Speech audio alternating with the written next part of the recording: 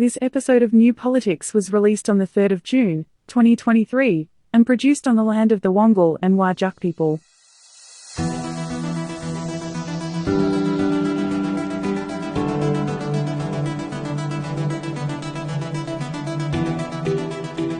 Welcome to New Politics.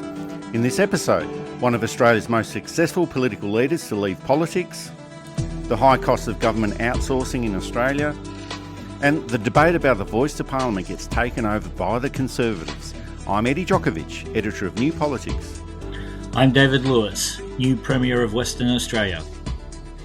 And if you'd like to support New Politics, you can support us through a Patreon subscription, but whether it's a subscription or whether you just want to listen in, read our material online or buy a t-shirt or buy a book, it's all available at newpolitics.com.au, and all of this is a good way to support independent journalism.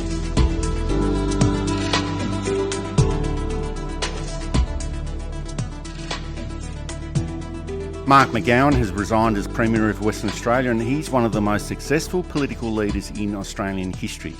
He had been the Premier of Western Australia for only 6 years, but he had been in Parliament since 1996 and said during his resignation speech that he was exhausted and didn't have the energy to continue to do the job as Premier effectively anymore. I've loved the role. I've loved being able to deliver on our agenda for the benefit of our state. I've loved the challenge of solving problems, making decisions, getting outcomes, and helping people. But the truth is, I'm tired, extremely tired. In fact, I'm exhausted. The role of political leadership doesn't stop. It's relentless. It comes with huge responsibility that is all-consuming each and every day. And combined with the COVID years, it's taken it out of me.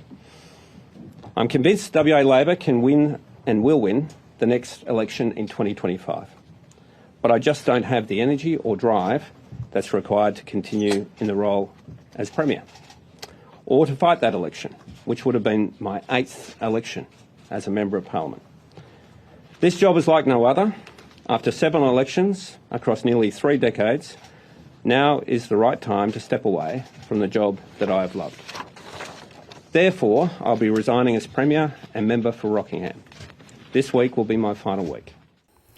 It's rare for a political leader to resign at a time of their own choosing and not through an election loss, a challenge to their leadership or a scandal, but it's happened quite a few times to state premiers in recent years. Jeff Gallop in Western Australia, Stephen Bracks in Victoria, Peter Beattie in Queensland, Bob Carr and Mike Baird in New South Wales, Peter Gutwein in Tasmania. In the federal area, it hasn't happened since Robert Menzies resigned in 1966. And all leadership has got its costs, and most political leaders age quite quickly when they're in office. There's the volume of decisions that they have to make, there's the speed of decisions, there's a pressure from the media, pressure from the electorate, there's a pressure from within your own party as well. And all of those decisions that are made affect people in the electorate in different ways. So it is an intensely difficult job and it can't go on forever. But it's probably best to leave on your own terms in politics rather than be torn down by your own side or taken out in a box. It was the British parliamentarian Enoch Powell, a controversial right-wing figure. But he did say one thing that you can generally agree with, in that he said all political careers end in failure. We can probably tweak that a little to the vast majority of political careers end in failure. And with Mark McGowan, being from New South Wales, of course, I know that I thought, oh, hello, what's he done? What scandal is going to come out? Because when Bob Carr left, some new road contracts came out, I think, or some contracts came out that didn't reflect well on how he might have been involved. And Mike Baird was, of course, as we saw later, a mess of all kinds of dodgy deals, and he got out before the heat got too much. So it's a bit hard to say that they went on their own terms. But it does seem that Mark McGowan has gone on his own terms. He's gone out on the top. He managed to pretty much destroy the Liberal Party in Western Australia. And it's a little bit refreshing to have that come from somebody from the other side rather than the party was destroyed from within. But he also managed to do a lot of good for Western Australia. I know that there's questions, and I'm not quite sure how serious they are, of how close he was to the coal industry, etc. But Certainly, he left with a very high approval rating. I don't think he could have increased his majority anymore, but I think he would have maintained his standing at the next election had he chosen to. He was in a pretty secure spot, especially considering the career he's in. But I think we have to allow for the fact that as you said, it's an exhausting job. It's a job that ages you. And it's better for him to go out on the top than overstay his welcome like many premiers and prime ministers have done. I won't point at names, but there were prime ministers and premiers who stayed on for one or two elections too many, or even 1 or 2 years too many, and tainted their legacy. He seems to have avoided that. Jacinda Ardern seems to have started this too. But Jeff Gallop also stepped down at a time of his choosing for similar reasons. And it would get wearing as Premier of the state doing that job. I think there's a sense in which managing a state or being the political leader of a state is a bit harder than being the Prime Minister. And that's because you have a lot more day-to-day stuff to deal with. And yes, you have a cabinet and a ministry, but ultimately the Premier's got to be aware of that. Whereas Prime Minister, it's much more seemingly weighty stuff, and the rewards are a bit better. And I don't just mean the financial rewards. I mean, you get a few more fancy dinners and you get a few more nice hotels to stay in when you're away, and you get to do a few more overseas trips and stuff. Again, if you're doing the job properly, these aren't easy jobs. I don't want to downplay how difficult the work can be as Prime Minister, but as Premier, it's a bit more, I think, grinding and a bit less exciting. So Mark McGowan was a rare commodity in political leadership. He was experienced, he was competent, he was affable, had a positive engagement with the media. He implemented a good progressive agenda in a state not known for its progressiveness. And of course, not everyone was happy. You alluded to some of those issues before. There were those criticisms of being too reliant on the mining industry and doing too many favours for the mining industry and media proprietors such as Kerry Stokes. And there's also ongoing issues within the hospital system. But by any measure, and whichever way you look at it, Mark McGowan was a very successful political leader. He managed the state's finances competently. He managed Western Australia very well during the first couple of years of the COVID pandemic. In the 2021 election, WA Labor won 60% of the primary vote and 70% of the two-party preferred vote. And they also won 53 of the 59 lower house seats, and the National Party was reduced to 4 seats and the Liberal Party was reduced to just 2 seats. And they also ended up with the control of the upper house for the first time ever and set up the Labor Party for at least another 2 terms in office. So he was, without any doubt at all, a very successful Premier of Western Australia. But once again, the mainstream media tried to play all of this down, suggesting that the only way for Mark McGowan was going to be down anyway, so that's the reason why he was leaving, that he's leaving behind a lot of problems for the Labor government to clean up, and that now Labor is going to find it very hard to win the next election in 2025. The ABC decided to speak to the much discredited Senator Linda Reynolds for her assessment about Mark McGowan, so she decided to lay the boots in as well. But I think what today will mark is a fundamental transformation in the politics in Western Australia, because we will go from the politics of the single person, the cult of the personality, which has really sucked the oxygen out of the political debate in Western Australia, because it has been all about one man. And That's quite a compliment to Mark McGowan. Well, it might be a compliment to him being a great politician, but it's come at the great detriment to the state of Western Australia. And there is not a single social indicator of which the state government is responsible for, whether it's public housing, health, education, policing, juvenile justice, roads. There is not a single indicator that he has left things better in 6 years than he inherited it. Now will be an opportunity for both parties to really focus on the issues that matter in Western Australia. Mark McGowan is an unusually successful political leader, and he's got a massive amount of political support within the community, and that's just not our opinion or a matter of opinion. The evidence is there for everyone to see. But in politics, it's just not possible for the mainstream media to say anything good about a political leader, especially when they're from the Labor side of politics. Certainly, over time, his legacy will settle in, and we will know exactly what he did well and what he didn't do well.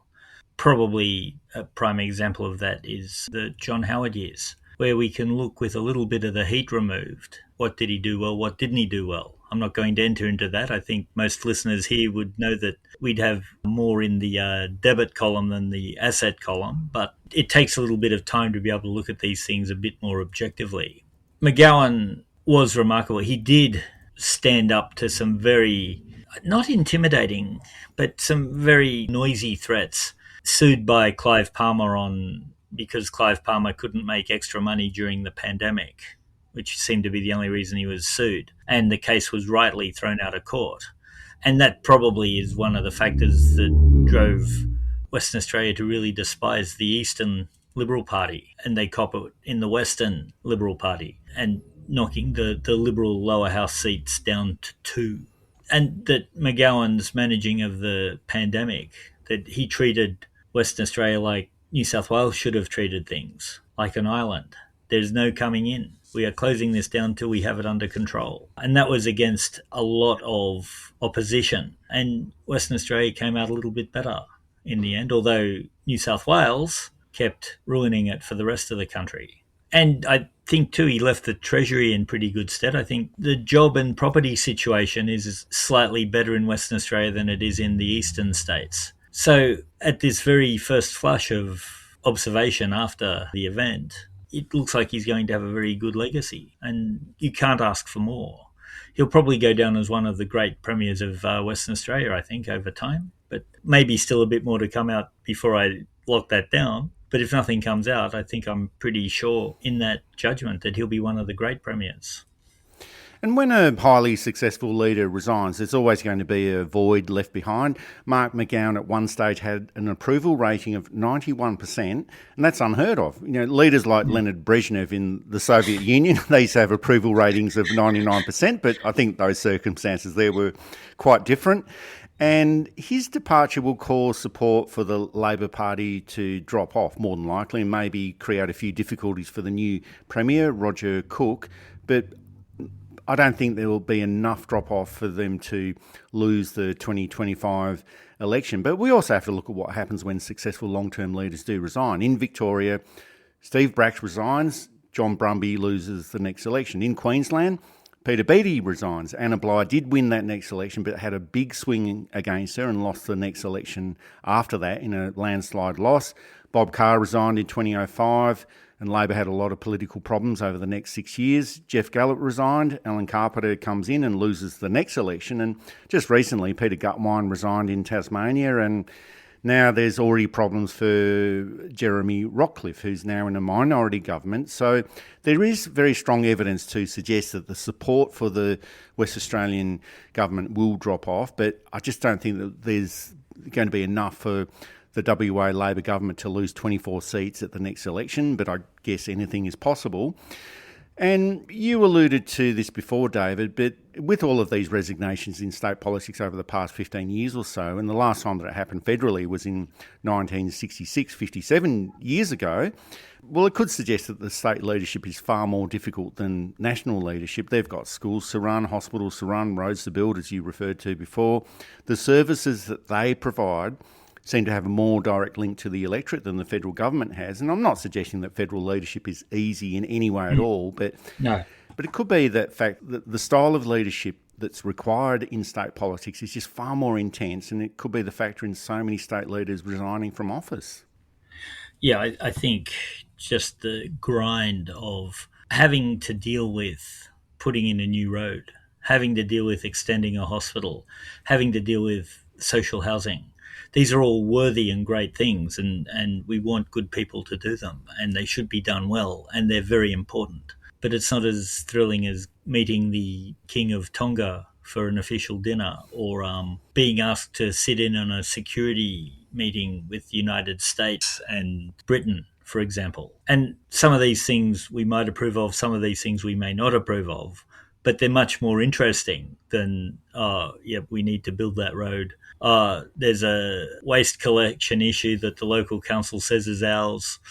our problem, not theirs, and I know that, again, the Premier can delegate a lot of this stuff to his ministry or her ministry, but it's still there in the back of your mind. It's still there in a way that the issues federally are a bit bigger and a bit more interesting. But that's the way politics goes too.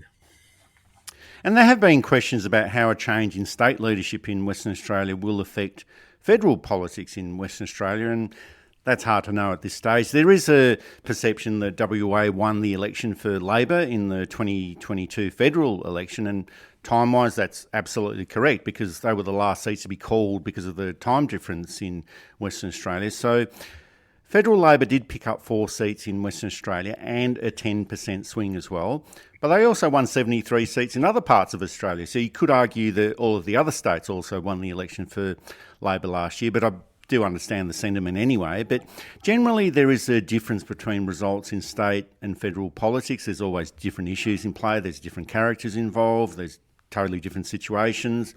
But there was a sense that federal Labor flowed in on the slipstream created by Mark McGowan in the 2021 WA election. But even if seats are lost by the Labor government in the next federal election in Western Australia, it might not make too much of a difference.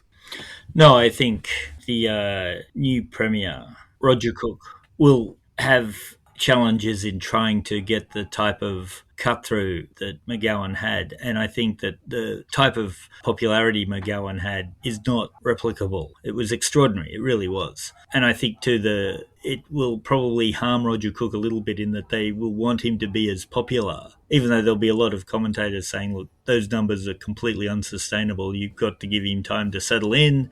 You've got to let him develop his own way of Premier, and then we can decide if he's as good or not. Politics, again, doesn't work like that. Hopefully he'll do well as Premier, and I know all of Western Australia wants him to do well, and I think most of the rest of Australia wants him to do well, with the possible exception of Sky News and News Corp.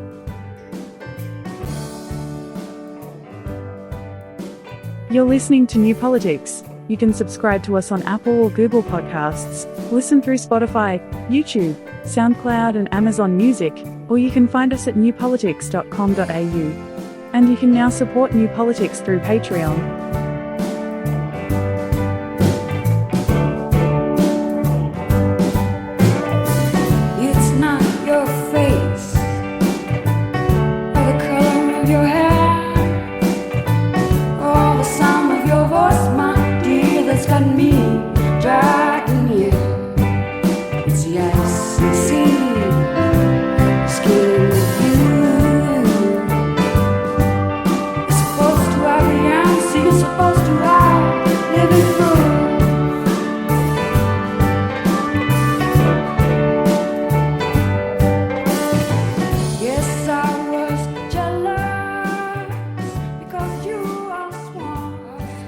PwC has been under the spotlight this week, and while there's a lot of astonishing details that have been released, and most of this relates to leaking secret information from the Australian Taxation Office to PwC's international clients, and if you're one step ahead of the plans that the Australian government might be thinking about in terms of multinational corporations paying more tax or changes to corporation law, well, that information is like a goldmine, and there are suggestions that the information that has been released is just the tip of the iceberg, and there's more to come, not just from PwC but other consulting firms as well. But this brings up the big issue of government and outsourcing, and in the final year of the Morrison government, almost $21 billion was spent on consultants and outsourcing, and that's the equivalent of 54,000 full-time staff, or 37% of the entire federal government public service. And that's quite an astonishing amount. Although the Albanese government has talked about Scott Morrison running a shadow public service and wanting to cut back on all of this, it's not a figure that can be reduced immediately. There are ongoing contracts that can't be broken, and some of these are lasting for several years, and there are certain areas that the government needs to approach the private sector for specific expertise, but it's time to bring back the public service back to the public service. And these figures are astronomical figures, and as we've seen, no amount of confidentiality agreements can protect material that belongs to the federal government that needs to remain a secret. You and I think, have both worked as consultants for government, Eddie. And, I didn't get the $500 million that PwC have allegedly paid. I only got $300 million. It was a pain. It caused all kinds of issues at tax time. But anyway. And I didn't make any phone calls to the British government about changes to corporation law in Australia. Isn't it appalling? But you do need external consultants. Senior public servants and even the departments can't know absolutely everything about a given problem. They can know a lot about a lot. And I think we've got to go back to having a full, fair, frank and independent public service advising. I don't know that Labor is interested in this either, because it's easier to have people who will advise what you want them to advise. Now, I don't think to the level of Stuart Robert ignoring legal advice because, quote, it's just advice. But certainly it's easier if you're paying somebody very well on a contract, and that contract can be ended at any time. It's easier to get the advice you want than if it's somebody on a tenure where they can't be removed for proper conduct. And it goes back to whistleblowing. It goes back to the whole problem we've had over the last 20 years with public administration. We find out that the Big Four donate to the political campaigns on both sides. That should not be allowed. If you're working for the government, you shouldn't be allowed to seemingly influence the government or influence an election in such a way.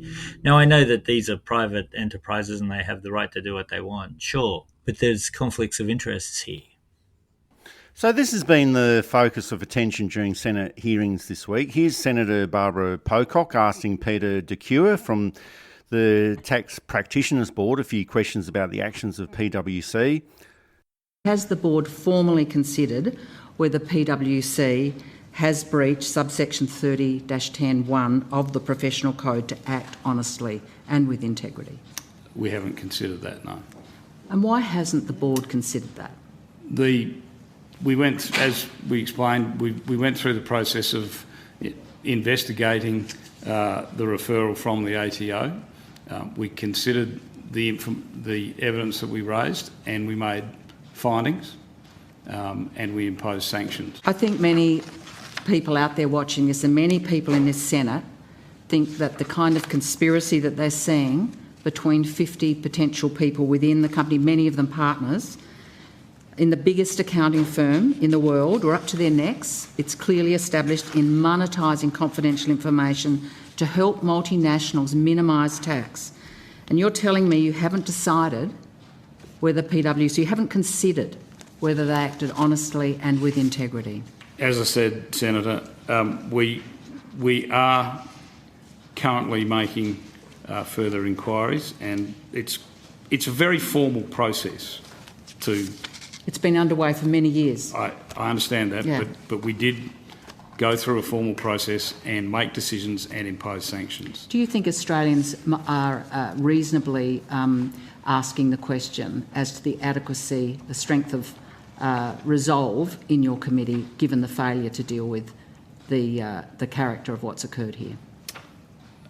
Senator, it's my view that we haven't failed to deal with what's occurred here. We've received a referral from the ATO, and that we dealt with that referral in accordance with the Taxation Services Act. So why didn't you apply to the federal court, which is also a penalty available to you, for an order for payment of a pecuniary penalty under subsection 50C of the Act? Why no referral to seek a financial penalty? Why no fine? The average taxpayer faces a fine. In this instance, as I said, we imposed the sanctions that we thought to be appropriate. So a lot of information that's coming out of the Senate hearings is quite unbelievable, and there's still a lot more to come out on this. And the big issue is not just the behaviour of some of these consultants, but the amount of consultants. And the number of external consultancies by government has increased since the mid-1980s, and this has been influenced by neoliberal thought, the anti-communist and anti-big government philosophy. There are also all of those outsourcing philosophies from Peter Drucker, which suggests that all entities should focus on what they do best and outsource the rest. But it seems that a lot of governments took this too literally and decided to sell off and outsource almost everything. And it's also a reaction to the fall of communism in 1989, where anything that resembled communism must be bad. and then doing the opposite of what's bad must be good, instead of adopting and adapting what was useful. So that was the transition point of outsourcing to the private sector. In Australia, the Hawke-Keating governments started outsourcing more government work. There was also that enterprise model promoted by Nick Greiner in New South Wales in the late 1980s, and this was all fast-tracked by the Howard government in 1996 onwards. You could also look at the Kennett government in Victoria between 1992 and 1999. So it is a model that's been pushed by all governments, but more so from Liberal Party government. So it's like a disease that picked up in the 1980s, but this is probably the time when that reliance of governments on the private sector needs to be heavily reduced. Yeah, again, you still need consultants for a job that needs to be done once every 5 years, say, and you don't have the staff in the department to do it, and the staff doesn't have the expertise, and it takes 4 years or what have you, you bring in a consultant. I've written historical reports for government because there wasn't any point in having a team of historians on who may need to suddenly become experts in anything from Indigenous archaeology through to politics of education from 1860 to 1872 through to defence capabilities through to et cetera, et cetera. That's 6 people, and you might only use some of those people once. So it's good to bring in consultants. Law. I know that when the Solicitor General and the Attorney General run into an area of law that they're not expert in, they call in a QC who is an expert in and pay them.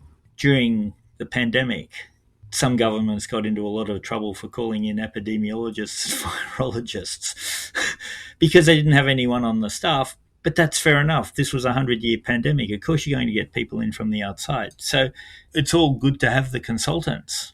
We had Suzanne Ley yesterday say it's obvious that private enterprise does everything better. After the 9 years we've just had, I'm not sure that it's obvious that private enterprise can do anything terribly well except in small doses. It's that pervasive thing that government is bad. Again, it comes out of American billionaires and to a lesser extent, Australian billionaires who don't want to be beholden to OH&S or workplace safety laws, who don't want to be beholden to tax laws, who don't want to be beholden to manufacturing laws. They just want to get rid of the red tape. But the red tape is often something that is worth having because it prevents unnecessary deaths, it prevents unnecessary cuts to vital services, prevents unnecessary unemployment, etc., etc. So it's clear that we're in a mode of change.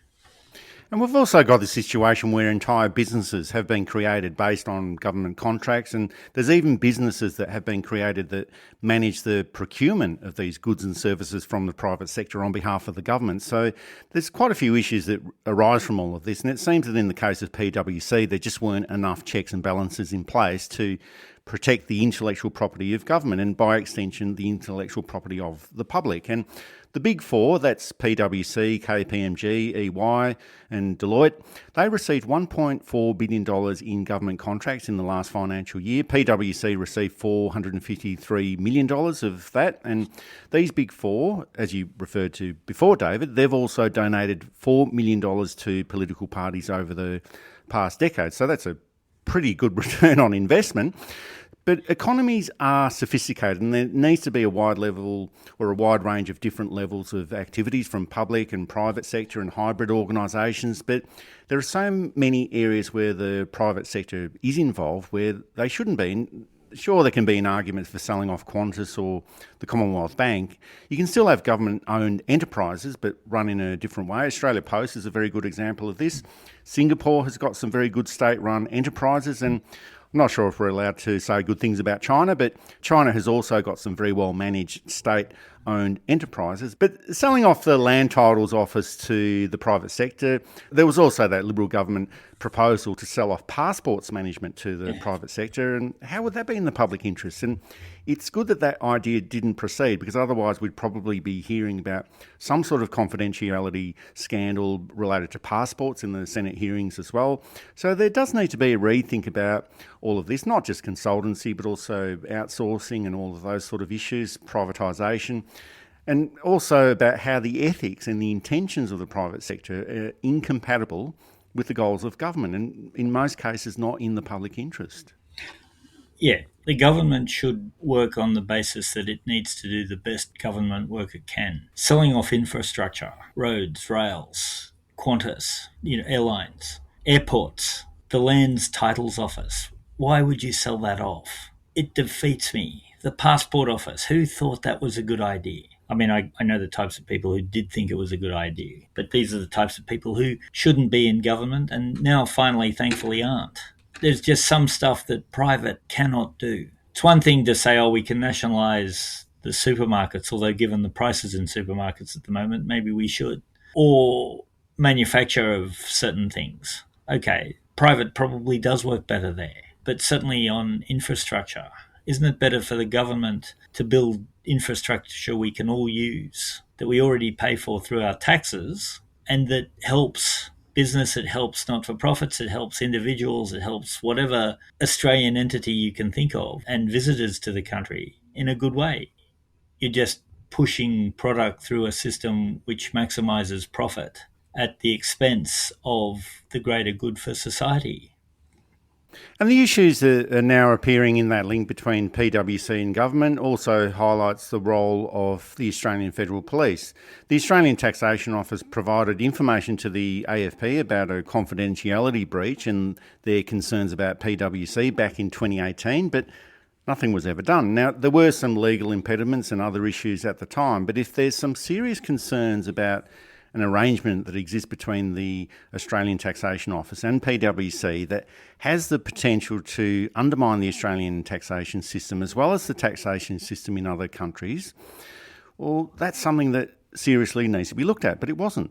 The Governor of the Reserve Bank, Philip Lowe, he said that he's 100% confident that PwC doesn't have access to any of its monetary policy information, but based on what Philip Lowe has said in the past, I wouldn't be 100% confident about anything that he says. Former New South Wales Police Commissioner Mick Fuller, he does have strong links with the Australian Federal Police, and he is now a partner at PwC. Why is he a partner at PwC? I've got no idea, but did the AFP drag their feet on investigating PwC because of that relationship that they have with Mick Fuller? There's just so many questions that need to be answered here, and I think they need to be answered very quickly as well. It's not a good look, even if Mick Fuller had nothing to do with it and recused himself from all of those decisions, and he may well have, let's be fair. It doesn't look good. Government has to work at the very highest levels of integrity and trust, and if it doesn't, we're all in trouble. And in fact, we look at cases like David McBride, like Julian Assange, where they haven't looked at that level of trust. There are other big companies that are sneaking under the radar. Yes, PwC has done the wrong thing and should face severe consequences.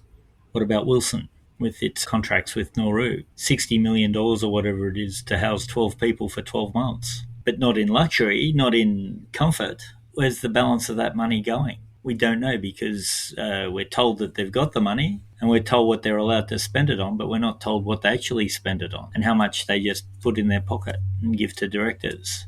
Should it be privatised? Well, no, I don't think it should be, but if it is, surely it should be much more open and transparent as to why it was privatised and who's getting the money and what further benefits we're getting. And I know that that's a state-by-state thing too. But we can look at some of the great infrastructure programs that the federal government might do. Who's going to get the contracts for them and why? I'm not sure that a royal commission is the answer. I think that we need just knock the whole thing down, keep all the vital services going and rebuild the whole thing from scratch. Might be the way to do it.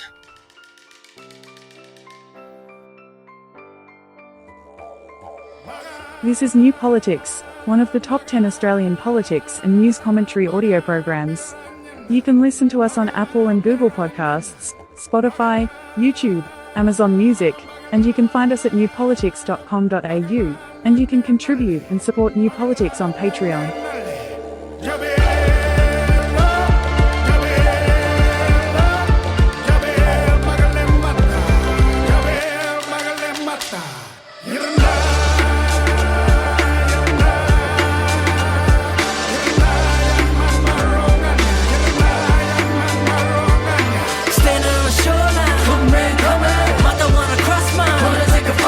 Fire in my eye, but we ain't running.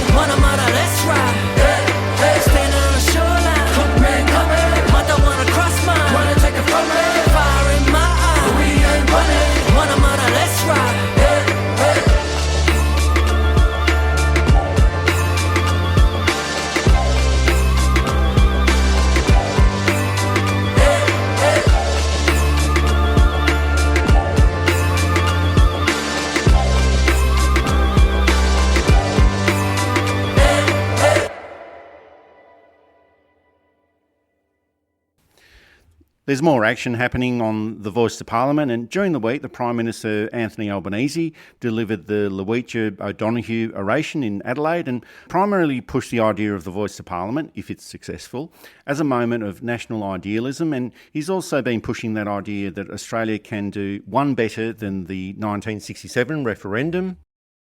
Australia has an opportunity, rarely given twice, to redefine itself as a nation.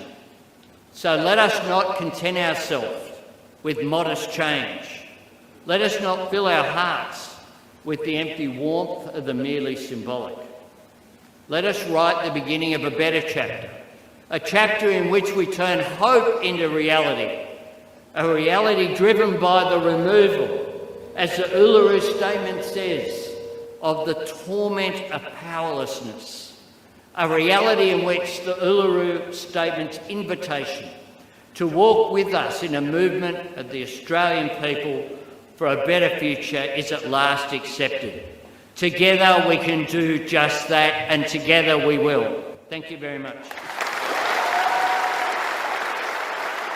Now, there's a major difference between 1967 and the Voice to Parliament. The Liberal Party in the 1960s was radically different to the one of today, which is more like a reactionary Conservative party than a Liberal party, and it's far easier to mobilise a campaign based on fear, loathing and hatred today than what it was in the 1960s. And it's obvious that the Federal Liberal Party was never going to support the Yes campaign. They announced that they were going to support the No campaign even before the legislation was put to Parliament. Whenever information is released, they keep misrepresenting that information. They tell absolute lies about it. And then they keep asking for more and more details. And they accuse Anthony Albanese of being secretive about the Voice to Parliament, and they're trying to harbour and cultivate the racist vote all across Australia. So they're bad faith actors in all of this, and they've got no intention of supporting any sort of positive change for Indigenous Australia. They had 9 years to do all of the issues that they're now complaining about and didn't do anything about them. The other issue is that many people have complained about Anthony Albanese lacking courage, being too timid on reform and not getting things done quickly enough. But they can't level those criticisms on the Voice to Parliament. It's exactly what Indigenous people have asked for. There are no votes in Indigenous issues in Australian politics. There's not much electorally to be gained from the Voice to Parliament, and this will probably cost votes for the Labor Party and for Anthony Albanese, and especially if the Voice to Parliament doesn't get up. But it's the right thing to do. And just because it is the right thing to do, it doesn't mean that it will be successful when the referendum arrives. And it's still early days, but it just goes to show how hard it is to convince the rest of Australia to support initiatives that will be positive for Indigenous people when there's so much Conservative antagonism. You get a lot of talk of, I'm worried about the secret plan for the Voice. And you say, what's the secret plan? It's going to mean that they can overturn legislation. Where does it say that? It's not in any of the writing. But it's a secret, David. It's a secret, yeah. It's not written down anywhere. And, well, if it's not written down anywhere, it'll be very hard. But it'll come through. Who told you that? And then they can never quite say. And, of course, it's dog whistled through Murdoch. And, again, looking at the amount of money Murdoch has in mining. And it's really a lot, not all of the No campaign is coming out of the mining industry. I'm yet to hear a cogent argument that's not to do with perhaps we should start with a treaty and then do the Voice. That is an argument I can understand and accept as an argument. Nothing else makes sense. We want more details. Well, 270 pages plus the Solicitor General. The Solicitor General, not the Attorney General, going through and putting through a fairly detailed report, but an easy-to-read report that says it's okay. It'll have very little legislative power. It's just another voice. And then the latest one is, well, there's more Chinese people. Why don't we have a Chinese vote to Parliament? And why don't we have a Lebanese vote to Parliament? Sure, why don't we? Except as long as the Chinese population and the Lebanese population have been in Australia, and hint 1800 and about 1890 retrospectively, so a fair time. It's still quite under the 60,000 years that Australian Indigenous people, and as bad as these communities have been treated in the past, they weren't displaced. They weren't kicked off the land they owned. They weren't treated as slaves. And again, I'm not trying to downplay how badly immigrants to Australia have been treated in the past. But the people suggesting a Chinese voice to Parliament are often people who would also argue for less immigration to Australia, but only from certain parts of the world. And guess which parts of the world I mean. So there's that disingenuousness of it that really irritates. And it's there to waver people who maybe aren't sure of the issues, who are in favour, but maybe this isn't the right way to go. The voice isn't perfect. I don't think it can be. I think too, once it gets up, and I think it will get up, that we will have to watch very carefully how it's established. We want it to be as fair and as open and as representative as such a body like that can be. You don't want it to be the same people being part of it again and again and again with the same issues being ignored. But it's a step in the right direction, and it's better than not having one. Now, in the past, we've mainly focused on what the results of the Voice to Parliament referendum will mean for the Liberal Party and for the leadership of Peter Dutton. And I think it will say a lot about what Australia is as a country and what the future pathway for reconciliation will be. If the referendum doesn't succeed, well, that's not good for First Nations people, and it will be a setback on reconciliation. But a defeat on the referendum is also not good news for Anthony Albanese. Since he became Prime Minister, he's had a pretty good run, and there haven't been too many roadblocks over the past year, but he has invested a lot in the success of the Voice to Parliament, and a loss here would be a psychological blow to his leadership, I think, and that's probably what the strategy of the Liberal Party is at the moment. It's got nothing to do with the merits of the Voice to Parliament. It's just a silly political game that they're playing with an important social reform that will be in the interests of all Australians and especially First Nations people. And we also have to remember that the Voice to Parliament and the Uluru Statement, that actually started off as a bipartisan act by Malcolm Turnbull and Bill Shorten in 2015. And the Morrison government, despite all of its flaws and rejecting adding the Voice to Parliament to the Constitution, at least it was going to accept a voice to government. But Peter Dutton doesn't even want to entertain this idea of a federal government involvement, just this idea of little voices to little council areas, which would be so ineffective that it wouldn't have any relevance at all. So it's obvious what they're doing here. They're just playing political games. They've got no intention of achieving anything positive for First Nations people. They did nothing over 9 years in government, and now they're in opposition. They just want to make sure that nobody else in government can achieve anything positive either. They want to be back in government, and they will do that at any cost. And I think the cost will be their own chance at getting back into government. So it all folds down on itself in a typical, only the Liberal Party can do. Almost an Ouroboros, the snake that eats itself. Peter Dutton is in deep trouble. Suzanne Ley, of all people, has been kind of quietly suggesting that it might be time for a change, and Peter's a great guy, but it might be time for a change, and went out on the listening tour that putative leaders did. I'm sure she's not the only one looking at her numbers. She's probably just the most public one.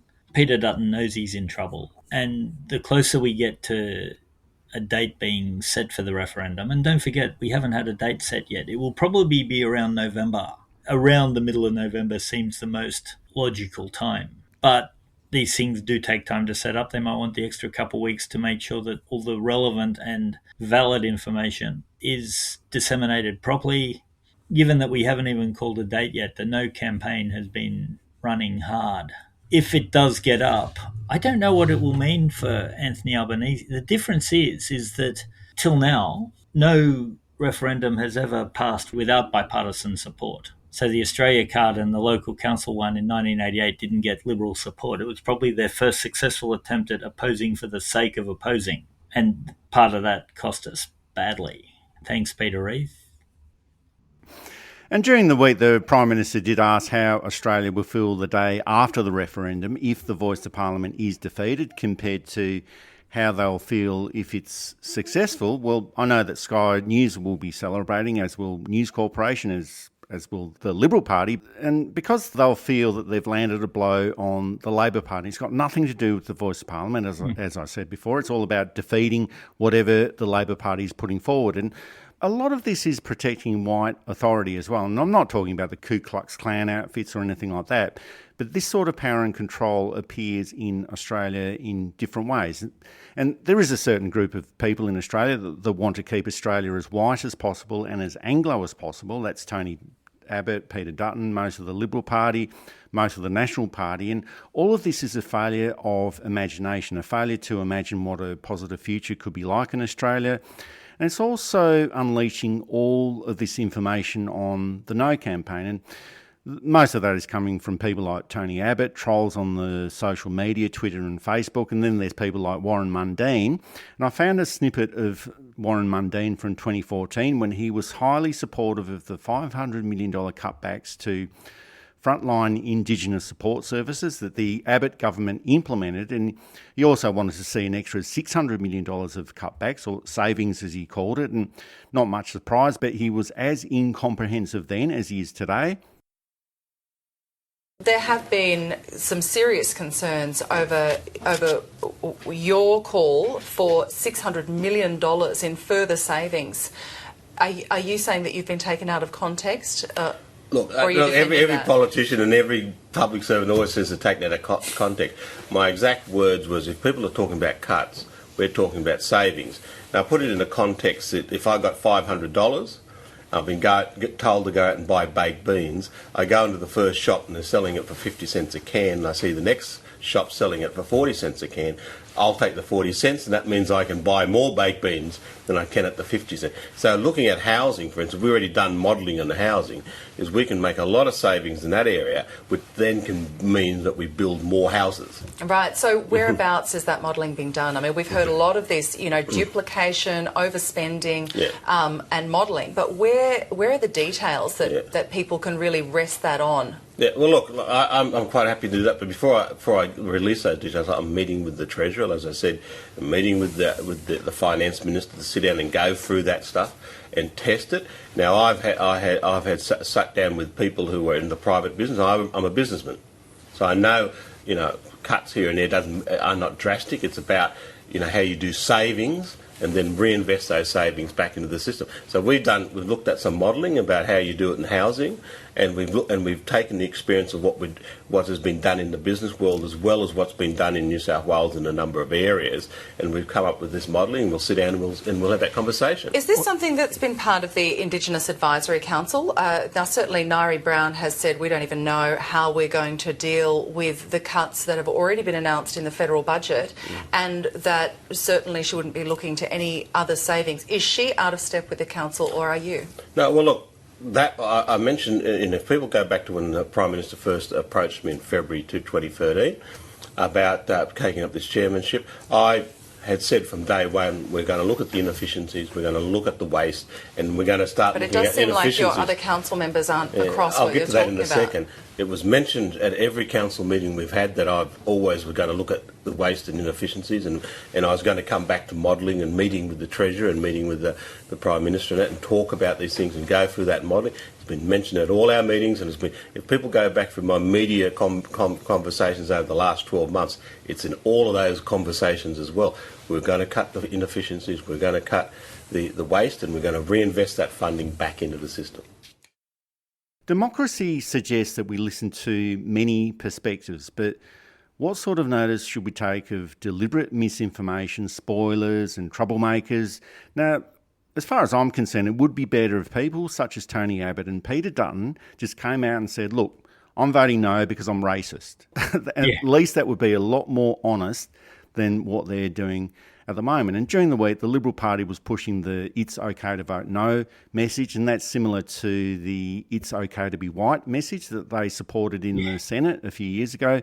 It's also a reflection of the "people have got a right to be a bigot" statement that George Brandis made in the Senate in 2014. And they've also accused Anthony Albanese of moral blackmail and trying to be the self-proclaimed moral arbiter of Australia's national conscience. And then you think, well, hang on, you're the ones who are trying to say that it's okay to be white and that people have got a right to be a bigot. How is that not trying to be a moral arbiter of Australia's national conscience? And now they're feigning interest in improving the lives of Indigenous people and focusing on all of those issues in Alice Springs after doing nothing about this for 9 years. And now they're trying to play the race card in politics. Now, you can never trust the current Liberal Party on any of these issues. If these people were around in 1967, they would have been in that 9% of the electorate who voted no.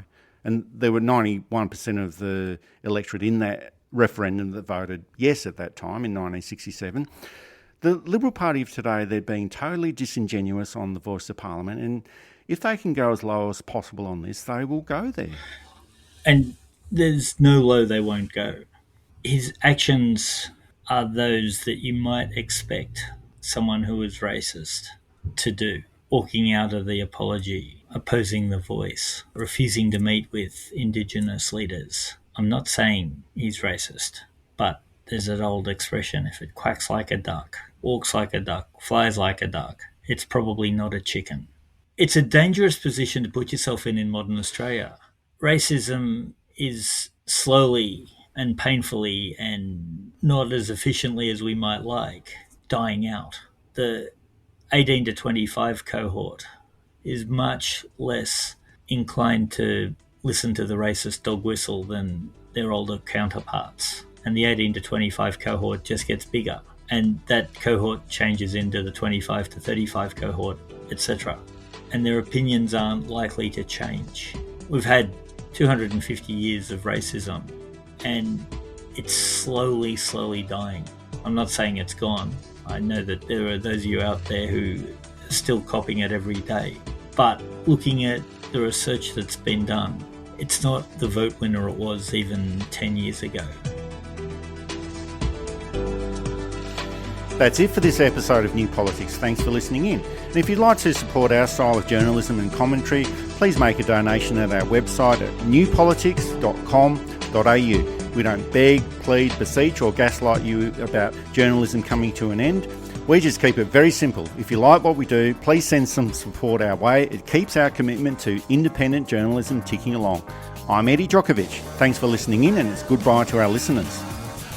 I'm David Lewis. We'll see you next time.